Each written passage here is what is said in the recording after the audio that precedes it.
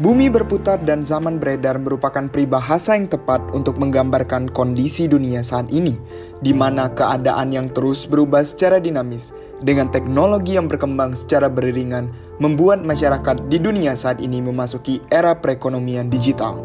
Perkembangan teknologi informasi yang semakin pesat pada era ini membuka peluang kepada masyarakat untuk memanfaatkan segala bentuk kemudahan di berbagai bidang, salah satunya di bidang teknologi finansial yang biasa disebut fintech. Roda perekonomian global mengalami penurunan yang cukup signifikan sejak ditemukan virus yang menyerang kekebalan tubuh, Coronavirus Disease 2019 pada awal tahun 2020. Penurunan ekonomi yang cukup signifikan ini menunjukkan bahwa dampak perekonomian yang ditimbulkan oleh virus ini bukanlah isapan jempol semata. Di sisi lain, pandemi memaksa semua orang untuk melakukan social distancing, beraktivitas secara online, dan bekerja dari rumah. Dan dampaknya, tren perilaku masyarakat saat pandemi memberikan pengaruh terhadap peningkatan transaksi ekonomi digital.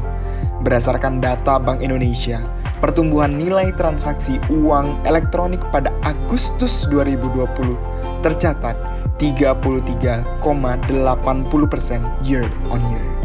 Meskipun demikian, potensi tersebut rasanya belum dapat terlaksana dengan baik karena masih banyak pekerjaan rumah yang perlu dituntaskan oleh pelaku usaha fintech dan para pemangku kebijakan. Di antaranya ialah maraknya industri fintech ilegal yang tidak terdaftar di OJK yang memanfaatkan rendahnya tingkat literasi terkait keuangan digital masyarakat Indonesia sebagai senjata ampuh untuk menjerat korban baru yang kerap memanfaatkan data-data peminjamnya. Bahkan pelaku usaha fintech yang legal pun juga kerap melakukan pelanggaran aturan seperti penyalahgunaan data nasabah dan perilaku tidak sopan saat menagihnya. Setidaknya sekitar 70% kasus penyalahgunaan data pribadi milik konsumen terjadi baik dari industri fintech ilegal maupun legal. Permasalahan dalam industri fintech tak hanya sebatas pada sisi masyarakat saja, namun dari pihak pelaku usaha fintech pun juga sering terjadi. Dalam kondisi pandemi seperti saat ini, terjadi tingkat risiko gagal bayar yang lebih tinggi sebagai akibat dari kondisi ekonomi masyarakat yang menurun. Tak cuma itu, keberadaan pihak eksternal atau asing yang menjadikan Indonesia sebagai potensi pasar pembayaran digital pun menjadi tantangan tersendiri bagi industri fintech lokal untuk bersaing dengan mereka. Hingga kini, payung hukum fintech di Indonesia masih terbatas pada peraturan otoritas jasa keuangan. Padahal, di tengah kompleksitas kegiatan usaha, sudah sepatutnya fintech diatur melalui payung hukum yang lebih tinggi, yaitu undang-undang. Sebagai dampaknya, eksistensi dari POJK tersebut belum dapat menyentuh pada ranah penindakan atas fintech yang didirikan secara ilegal. Kemudian, masih banyak kekosongan-kekosongan yang ada dalam peraturan otoritas jasa keuangan ini, khususnya mengenai standar-standar pemberian kredit dalam produk fintech. Hal ini menyebabkan belum cukup terpenuhinya standar-standar pemberian kredit dengan ideal. Halhasil, ketika pandemi melanda, pelaku usaha fintech dihantui oleh risiko kegagalan bayar yang besar. Terakhir, pemerintah dalam hal ini baru mempunyai regulasi yang mengatur terkait perlindungan konsumen melalui Undang-Undang Transaksi Elektronik dan Undang-Undang Perdagangan. Oleh karenanya, secara tidak langsung eksistensi fintech dalam melakukan inovasi dan perkembangan ke arah yang lebih baik dirasa sulit jika tidak diimbangi dengan campur tangan pemerintah sebagai regulator atau pembuat kebijakan.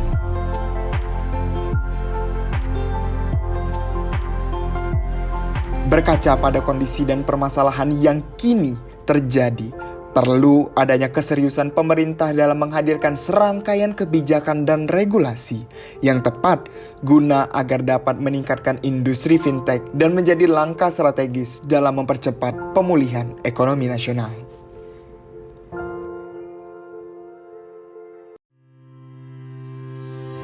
Oleh karena itu, kami tim Mardani terus menyarankan opsi kebijakan berupa penerbitan undang-undang yang khusus mengatur hal berkaitan dengan teknologi finansial meliputi Light Touch Regulation dan Safe Harbor Policy. Pemerintah harus membuat regulasi yang pro berkaitan dengan inovasi teknologi finansial sehingga diperlukan azas light touch regulation, di mana perusahaan fintech tidak bisa diatur terlalu ketat, namun juga tidak bisa dilepaskan begitu saja, sehingga diperlukan safe harbor policy untuk mengatur tanggung jawab penyedia layanan.